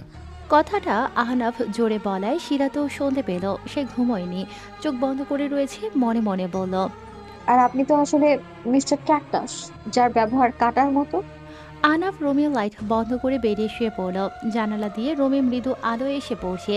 আকাশে জ্বলছে অসংখ্য তারা, সাথে চাঁদের আলোয় আলোকিত বাহিরের পরিবেশ, যার খানিকটা ছোঁয়া ভেতরের পরিবেশেও পাচ্ছে। রুম জুড়ে চাঁদের আলোয় আলোকিত ভেতরের পরিবেশ। সকাল হয়েছে অনেক আগেই। সিরাত আড়মোড়া ভেঙে বসে রইল। মাত্রই ঘুম থেকে উঠেছে। ঘুম ঘুম চোখে সামনে তাকাতেই আহনাফকে দেখে চমকে উঠল। দ্রুত চোখ কষলে আবার সামনে তাকালো। আহনাফ তার সামনে দাঁড়িয়ে রয়েছে, হাতে একটা ব্যাগ যা সিরাতের দিকে এগিয়ে ধরে রেখেছে। আহনাফ ইশারায় সিরাতকে ব্যাগটা নিতে বলল। সিরাত বিস্ময় নিয়ে ব্যাগটা হাতে নিল। ব্যাগ খুলে দেখলো ভিতরে একটা বক্স রয়েছে। বক্স হাতে নিতে পুনরায় বিস্ময় চোখে আহনাফের দিকে তাকালো। ভ্রু কুঁচকে আহনাফ বলল। সিরাত এখনো বিস্ময় নিয়ে আহনাফের দিকে তাকিয়ে রয়েছে। আহনাফ বিরক্ত ভাব মুখে ফুটিয়ে সিরাতের হাত থেকে বক্সটা নিল।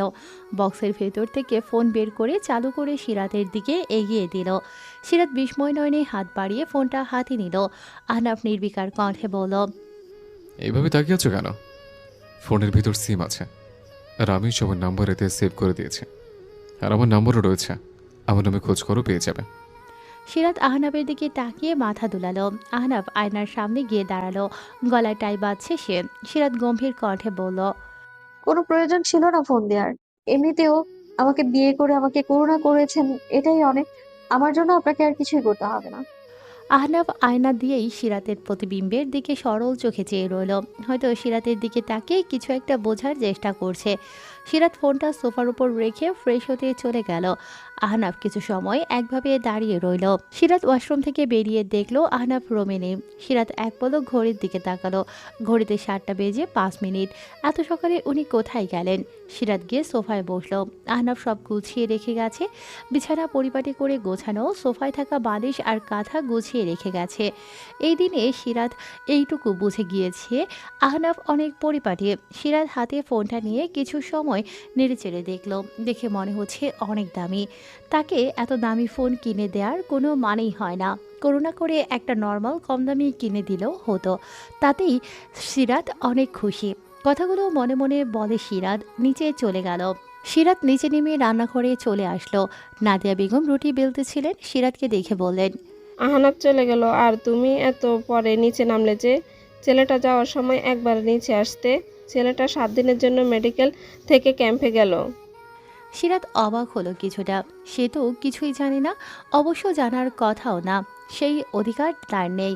নাদিয়া বেগম একটা দীর্ঘশ্বাস ফেলে বললেন, অবশ্যই আহনাফ যে রকম ব্যবহার করে তোমার সাথে, তাতে তোমার দূরে থাকাটাই কথা। কিন্তু আহনাফ তোমাকে মন থেকে না মানলো। তুমি আহনাফের স্ত্রী, নিজের অধিকার ছেড়ে দিও না। নিজের অধিকার বানিয়ে নিতে শেখো। সিরাত কি বলবে কিছুই বুঝতে পারছে না, চুপ করে দাঁড়িয়ে রইল। সিরাত তার চাচার বাসায় এসেছে কিছু সময় হলো। নাদিয়া বেগমের পারমিশন নিয়ে চলে এসেছে সকাল সকালই। কিছুতেই তার মন টিকতে ছিল না ওই বাসায়। সিরাত 1 কাপ চা বানিয়ে এনে তার চাচার সামনে রাখলো। আজমল সাহেবকে আজকে সকাল সকালই রিলিজ করা হয়েছে। তিনি বিছানায় গা এলিয়ে বসেছিলেন। সিরাতের হাত থেকে চায়ের কাপ হাতে নিয়ে ইশারায় সিরাতকে বসতে বললেন। সিরাত তার পায়ের কাছে বিছানায় অপর প্রান্তে বসল। আজমল সাহেব কাপে চুমুক দিয়ে বললেন, তুই ওই বাড়িতে ভালো আছিস মা? সিরাত হাসি মুখে মাথা দুলিয়ে বলল, হ্যাঁ চাচা, আলহামদুলিল্লাহ আমি অনেক ভালো আছি। আজমল সাহেব সিরাতের কথায় স্বস্তি পেলেন। বুক থেকে যেন পাথরের ভার নেমে গেল। শান্তি লাগছে এখন। সিরাতের জন্য তিনি অনেক চিন্তিত ছিলেন। স্বস্তির কণ্ঠে বললেন, তোর শাশুড়ি মা অনেক ভালো, আর আফনাফ বাবা অনেক ভালো। কত ভালো ব্যবহার তার। তুই অনেক ভালো থাকবি মা। সিরাতের কাছে তাচ্ছিল্য লাগলো কথাগুলো, তবুও মুখে হাসি ফুটিয়ে মাথা দোলালো। আজমল সাহেব পুনরায় চায়ের কাপে চুমুক দিয়ে বললেন, তবুও যদি কখনো কোনো সমস্যা হয় আমাকে সাথে সাথে জানাবি মা। তোকে আমার নিজের মেয়ের মতো ভালোবাসি। তুই আমার আরেক মেয়ে। তোর বাবা বেঁচে না থাকলে কি হয়েছে?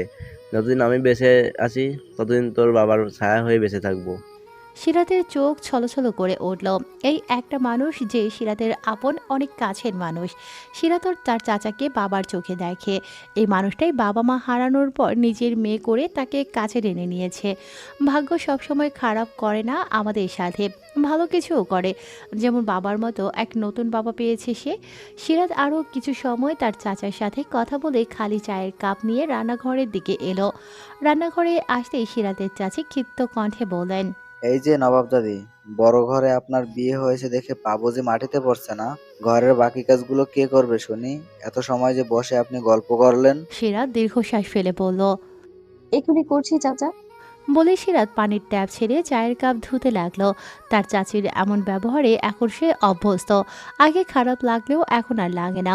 সিরাত কাপের সাথে সাথে রান্নাঘরে রাখা বাকি আধোয়া জিনিস ধুয়ে রাখলো। তারপর সব রুম গুছিয়ে বালতিতে পানি নিয়ে ঘর মোছা শুরু করলো। 3 দিন হয়ে গেছে সিরাত তার চাচার বাসায় রয়েছে। দিনরাত খেটে মরছে, তবুও চাচার বাসায় রয়েছে। চাচাকে স্বস্তি লাগে তার। ওই বাসায় থাকলে চাচার জন্য চিন্তিত থাকতো। সিরাতের চাচা এখন পুরোপুরি সুস্থ। বিকেলে সিরাতের বান্ধবী মিতু এসে সিরাতকে তাদের বাসায় নিয়ে যায়। মিতু সিরাতের অনেক কাছের বান্ধবী, সিরাতের সুখ দুঃখের সাথী। সিরাত ছোটবেলা থেকে শুধু মিতুর সাথেই মিশে আসে। মিতু সিরাতকে নিজের রুমে নিয়ে গিয়ে বিছানায় ধপ করে বসে পড়ল। মিতু যখনই জানতে পারছে তখনই সাথে সাথে গিয়ে সিরাতকে নিজের বাসায় নিয়ে এসেছে। সিরাতও বিছানায় বসল। সঙ্গে সঙ্গে মিতু রাগান্বিত কণ্ঠে বলল। সিরাত মুখে হাসি ফুটিয়ে বলল। আরে আরে, এত রেগে যাচ্ছিস কেন? আমিই তো তোকে ফোন দিয়ে জানালাম দেরিতে হলেও। মিতু ভেঙচি কেটে বলল। সিরাত এগিয়ে গিয়ে মিতুর কাছে বসে বলল। এখন বল, তুই কেমন আছিস? আর তোর শাশুড়ি কই? মিতু হাসি মুখে বলল। সিরাত মুখে জোরপূর্বক হাসির রেখা ফুটিয়ে বলল। সবাই অনেক ভালো। মিতু ভ্রুকুচকে সিরাতকে বোঝার চেষ্টা করছে। মিতুর থেকে কথা লুকানো সিরাতের জন্য অনেকটা অসম্ভব ব্যাপার। তাই সিরাত দ্রুত কথা এড়াতে বলল। তা এখন কি করবি? ভর্তি হয়েছিস কোথাও? মিতু দীর্ঘশ্বাস ফেলে কিছুটা আক্ষেপের কণ্ঠে বলল। কথাটা শুনে সিরাতের অনেক খারাপ লাগলো। এটা কেমন কথা? আগে তিনি বলে দিলেন সংসার আর পড়াশোনা একসাথে ঠিকমতো দুটো করা যায় না। আগে দেখতো সবাই যে পড়ে না এমন তো নয়, সবাই তো সংসার আর পড়াশোনা দুটোই সুন্দরভাবে করছে। তবুও অনেকে এমন মন মানসিকতা নিয়ে থাকে যে সংসার আর পড়াশোনা দুটো একসাথে ঠিকমতো করা যায় না। এদের জন্যই অনেক বিয়ের পর ইচ্ছা থাকা সত্ত্বেও পড়াশোনা করতে পারে না। হঠাৎ কলিং বেল বাজতেই মিতু দরজা খুলতে চলে গেল। সিরাতও মিতুর পিছু পিছু আসলো। মিতু দরজা খুলতেই মিতুর ছোট ননদ ভেতরে আসলো। বয়সে মিতুর বড়ই তিনি। সিরাতকে দেখে তিনি বিরক্তি নিয়ে বললেন। সিরাত কিছু বলার আগেই মিতু বলে উঠল। তিনি সিরাতের পা থেকে মাথা পর্যন্ত চোখ বুলিয়ে বললেন। মিতুর ননদের কথা শুনে সিরাতের চোখ ছলছল করে উঠল। মিতু তার ননদের কথা শুনে আশ্চর্য হয়ে বলল। তিনি পুনরায় বিরক্তি নিয়ে বললেন। কথাটা শেষ করতে না দিয়ে মিতু রাগান্বিত কণ্ঠে বলল। সিরাত আর এক মুহূর্ত দাঁড়ালো না, দৌড়ে চলে আসলো। মিতু অনেকবার পেছন থেকে ডেকেছে কিন্তু সিরাত দাঁড়ায়নি। অনেক কষ্টে কান্না আটকে রেখেছে সিরাত।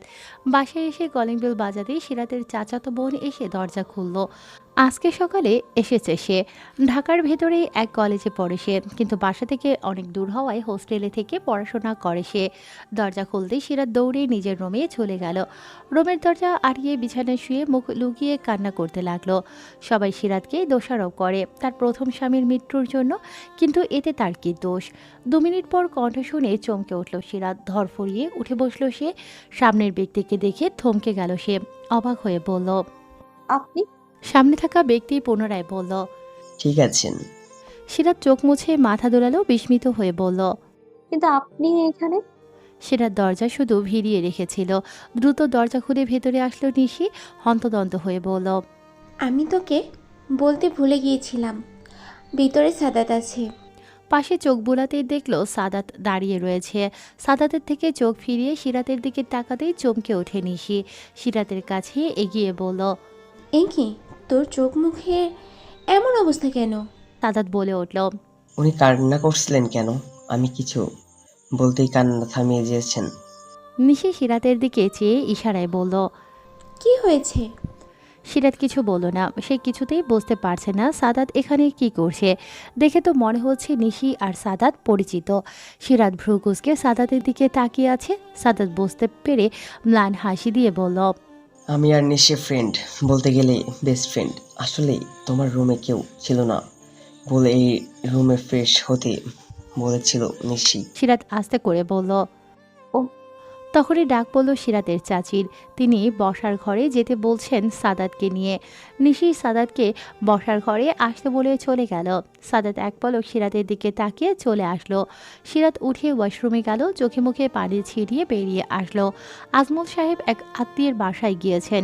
কিছু সময় পর নিশি আর তার মাও যাবে। সিরাত যাবে না বলে দিয়েছে। সাদাত আর নিশি সোফায় বসে গল্প করছে, আর সিরাতের চাচি রুমে বসে রেস্ট নিচ্ছেন। সিরাত 2 কাপ চা এনে সাদাত আর নিশিকে দিল। সাদাত সিরাতকে প্রশ্ন করলো। আপনার জন্যই আনেননি, আপনি খাবেন না? সিরাত কিছু বলার আগে নিশি হেসে বলল। সিরাত খুব একটা চা খায় না, তুমি খাও। সিরাত ট্রে রান্নাঘরে রেখে এসে সোফায় বসলো। সাদাত চায়ের কাপে চুমুক দিয়ে বলল। বাহ, আপনি এত দেখছি বেশ ভালো চা বানান। সিরাত সৌজন্যমূলক হাসলো, কিছু বলল না। বসার ঘরে টুকটাক কথা হচ্ছে। নিশি আর সাদাতই বেশি কথা বলছে, আর সিরাত মাঝে মাঝে সায় মিলাছে। সাদাত মাঝে মাঝে সিরাতকে 2-1টা প্রশ্ন করছে। এতক্ষণে সিরাত এইটুকু বুঝতে পারল সাদাত অনেক মিশুক প্রকৃতির, তার ব্যবহারে অনেক ভালো। নিশি আর সাদাত স্কুল থেকে একসাথে। নিশি জেনারেল লাইনে মাস্টার্স করছে, আর সাদাত ইন্টার্নি করছে। সাদাত একজন ডক্টর। কিছুক্ষণ হয়েছে সাদাত চলে গিয়েছে। সিরাতের চাচিও এইমাত্র আত্মীয়ের বাসায় যাওয়ার জন্য বেরিয়েছে। সিরাত দরজা বন্ধ করে ভেতরে আসলো। মূলত সিরাতের চাচির বোনের বাসায় দাওয়াত ছিল। নিশির ভালো লাগছিল না, তাই যায়নি। নিশি সাদাতকে অনেকবার বলেছিল রাতে এখানে খেয়ে যেতে, কিন্তু সাদাত জরুরি কাজ আছে বলে চলে গিয়েছে।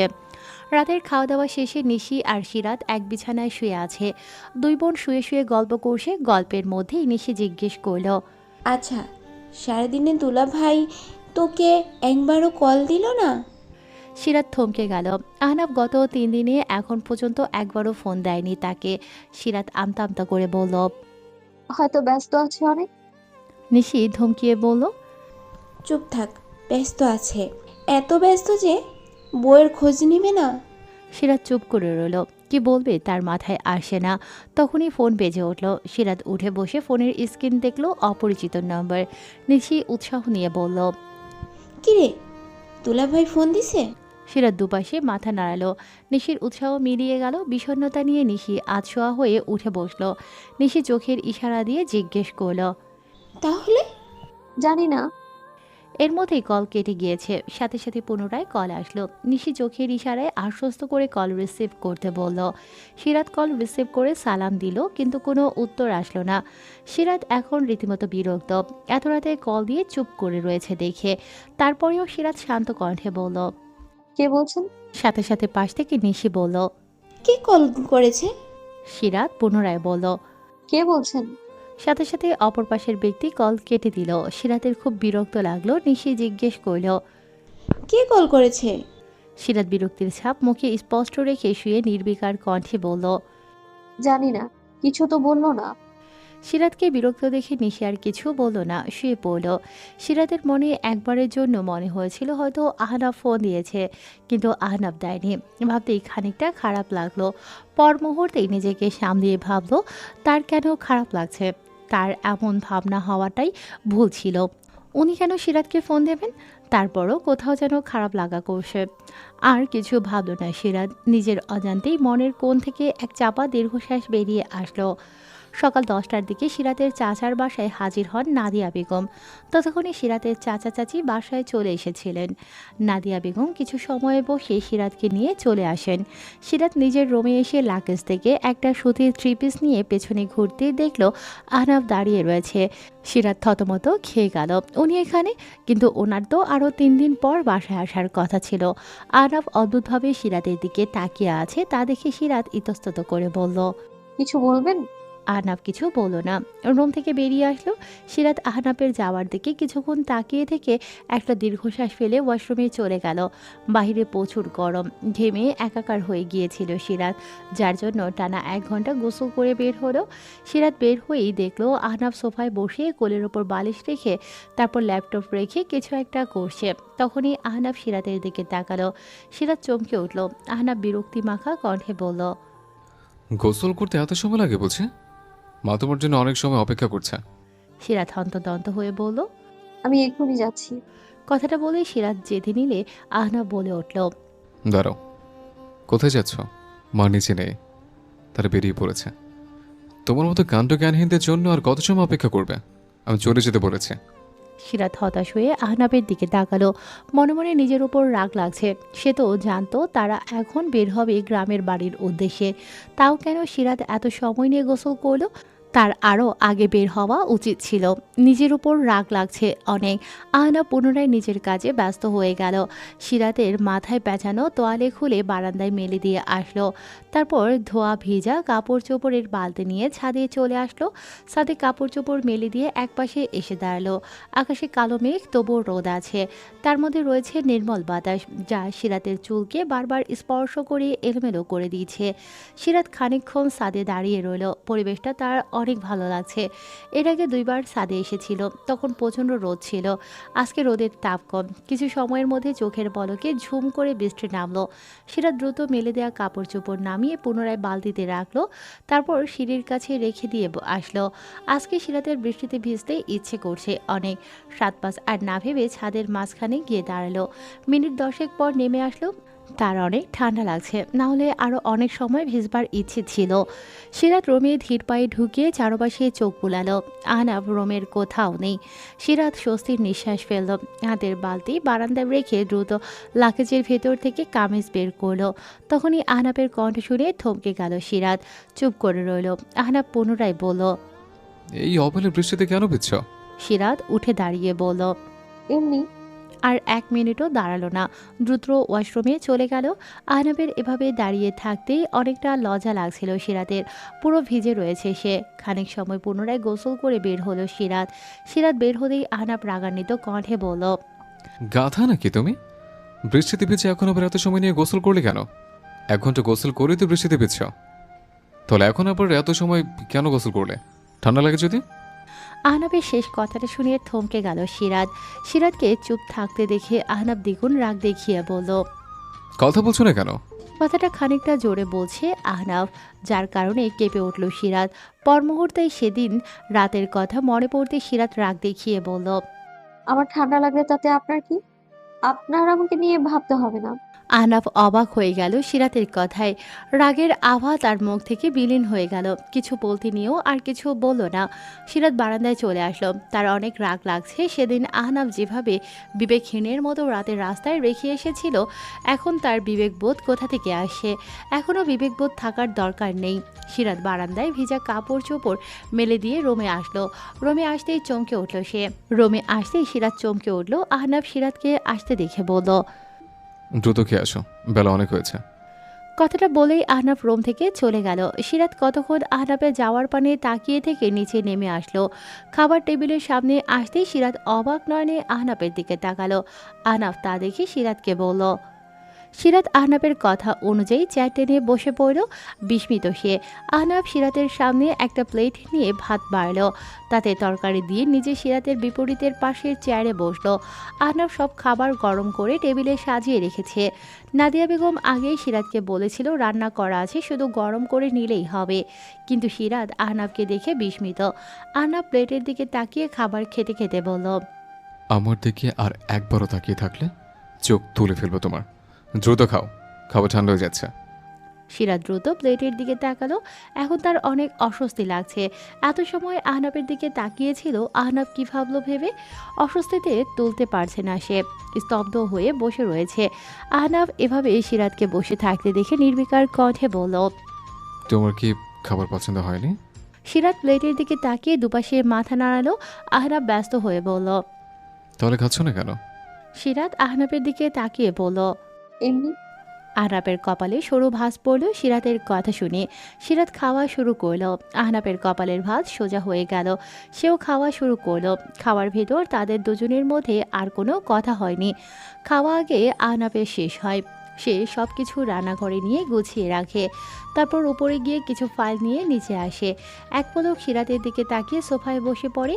হাতের ফাইলগুলো সামনে ছোট্ট টেবিলের উপর রেখে মনোযোগ সহকারে দেখা শুরু করে। সিরাত খাওয়া শেষে রান্নাঘরে গিয়ে দেখে আহনাব সব এঁটো থালা বাসন ধুয়ে রেখেছে। সিরাত নিজের প্লেট ধুয়ে রান্নাঘর থেকে বের হয়ে দেখে আহনাব সোফায় বসে মনোযোগ দিয়ে ফাইল পড়ছে। সিরাত একটা স্বস্তির নিঃশ্বাস ছেড়ে উপরে চলে আসলো। আহনাব রোমে থাকলে তো এই দুপুরে তাকে নিচে সোফায় বসে কাটাতে হতো। সিরাত রোমে এসে একটা কাঁথা গায়ে মুড়িয়ে শুয়ে পড়ল। গুটিসুটি মেরে শুয়ে আছে সে। অনেক শীত লাগছে তার। এভাবে শুয়ে একসময় ঘুমিয়ে পড়ল সিরাত। ঘুম ভাঙতেই চারপাশে তাকিয়ে দেখলো রুম অন্ধকার। হয়তো সন্ধ্যা হয়ে গিয়েছে। সিরাত অনেক কষ্টে উঠে বসলো। মাথা অনেক ভার হয়ে রয়েছে তার। অনেক কষ্টে বিছানা থেকে নামলো, গা গরম অনুভব করছে। রুমের লাইট জ্বালিয়ে দেখলো রুমে কোথাও পানি নেই। অনেক পানির তৃষ্ণা পেয়েছে তার, গলা শুকিয়ে কাঠ হয়ে রয়েছে। শরীরে একটু শক্তি পাচ্ছে না যে নিচে গিয়ে পানি খাবে। তবুও নিচে চলে আসলো। সোফার দিকে তাকিয়ে দেখলো আহনাফ নেই। ধীর পায়ে খাবার টেবিলের দিকে এগিয়ে আসলো। কাপা কাপা হাতে জগ দিয়ে পানি ঢাললো গ্লাসে। পানি খেয়ে গ্লাস টেবিলে রেখে পেছনে ফিরতে নিলেই মাথা ঘুরিয়ে আনলো। টেবিলে হাত ঠেকিয়ে নিজেকে সামলালো। কিছু সময় দাঁড়িয়ে থেকে যেতে উদ্যত হয়ে পা বাড়াতেই ঘুরে পড়ে যেতে নিল। তখনই কেউ তাকে বাহুডোরে আবদ্ধ করে নিল। সিরাত পিট পিট করে চোখ মেলে তাকিয়ে দেখল আহনাব তাকে ধরে রেখেছে। আহনাব এক হাত উঠিয়ে সিরাতের কপালে রাখলো। গা জ্বরে পুড়ে যাচ্ছে, অস্ত্রধর কাঁপছে তার। আহনাব পাজা কোলে করে সিরাতকে নিয়ে উপরের রুমে চলে আসলো। সিরাতকে বিছানায় শুইয়ে দিয়ে কাঁথা গায়ে দিয়ে দিল। ড্রয়ার থেকে থার্মোমিটার নিয়ে এসে সিরাতের পাশে বসলো। জ্বর মেপে দেখলো 103 ডিগ্রি ফরেনহাইট। আহনাব ঘড়ির দিকে তাকিয়ে দেখলো 7:30 বাজে। দ্রুত নিচে গিয়ে একটা বালতিতে পানি আর রুমাল নিয়ে আসলো। পানি ভর্তি বাটি বিছানার পাশের টেবিলে রাখলো। রুমাল ভাঁজ করে পানিতে ভিজিয়ে নিংড়ে সিরাতের কপালের ওপর রাখলো। কিছু সময় পর রুমাল আবার পানিতে ভিজিয়ে সিরাতের কপালে রাখলো। খানিক সময় এমন করতে থাকলো আহনাফ। মনে হচ্ছে জ্বর অনেকটা কমেছে। পুনরায় থার্মোমিটার দিয়ে জ্বর মাপলো। 101 ডিগ্রি থেকে 102 এর মাঝামাঝি। আহনাফ নিচে এসে সিরাতের জন্য স্যুপ রান্না করলো। 10 থেকে 15 মিনিট পর স্যুপের বাটি নিয়ে রুমে আসলো। সিরাত চুপচাপ শুয়েছিল। আহনাফ বিছানার পাশে দাঁড়িয়ে বলল, উঠে বসো, তাড়াতাড়ি খেয়ে ওষুধ খাও। সিরাত আহনাফের কথা কর্ণকুহর করল ঠিকই, কিন্তু উঠে বসলো না, ঠাই শুয়ে রইল। আহনাফ ভ্রুকুচকে বিরক্তি নিয়ে বলল, এই মেয়ে কি বলছে, শুনতে পাওনি? সিরাত চোখ মুখে ভাঁজ ফেলে আহনাফের দিকে তাকালো। আহনাফ বিরক্তি নিয়ে সিরাতের দিকে তাকিয়ে রয়েছে। সিরাত উঠে বসার চেষ্টা করলো, কিন্তু ব্যর্থ হলো। আহনাফ সোপের বাটি বিছানার পাশের টেবিলের ওপর রাখলো। সিরাতের দিকে ঝুঁকে হাত ধরে টেনে উঠালো। একটা বালিশ সিরাতের পিঠের পেছনে দিয়ে দিল। সিরাত পিঠ ঠেকিয়ে বসে রয়েছে। আহনাফ সিরাতের সামনে বসে সুপের বাটি তার দিকে এগিয়ে খেতে ইশারা করলো। সিরাত হাত বাড়িয়ে বাটি নিজে নিতে নিলে আহনাফ শান্ত কণ্ঠে বলল, তোমাকে ধরতে হবে না, আমি বাটি ধরে রেখেছি, তুমি খাও। সিরাত উপর নিচে মাথা নাড়িয়ে কাপা কাপা হাতে চামচ ধরল। কিছুতেই শক্তি পাচ্ছে না সে। আহনাফ সিরাতের হাত ধরে বলল, থাক, তুমি পারবে না, আমি খেয়ে দিচ্ছি। সিরাত ড্যাব ড্যাব করে আহনাফের দিকে তাকালো। আহনাফ সিরাতের হাত সরিয়ে দিয়ে নিজে খাইয়ে দিতে লাগলো। সিরাত চুপচাপ খেতে থাকলো। 3 চামচ খেয়ে সিরাত বাধা দিয়ে বলল, আর খাবো না। আহনাফ চোখ রাঙিয়ে বলল, সম্পূর্ণটুকু খেতে হবে। সিরাত অনিচ্ছা সত্ত্বেও আরও 2 বার খেলো। তারপর আবার বাধা দিয়ে বলল আর খেতে পারবে না সে। আহনাফও আর কিছু বলেনি। ঔষধ আর পানির গ্লাস এগিয়ে দিল সিরাতের দিকে। সিরাত ঔষধ আর পানির গ্লাস হাতে নিল। ওষুধ খেয়ে পানির গ্লাস পুনরায় আহনাফের দিকে এগিয়ে দিল। আহনাফ গ্লাস হাতে নিয়ে উঠে দাঁড়ালো। নির্বিকার কণ্ঠে বলল, শুয়ে ঘুমিয়ে যাও, জ্বর কমে যাবে। বলেই আহনাফ সুপের বাটি আর পানির গ্লাস নিয়ে নিচে চলে আসলো।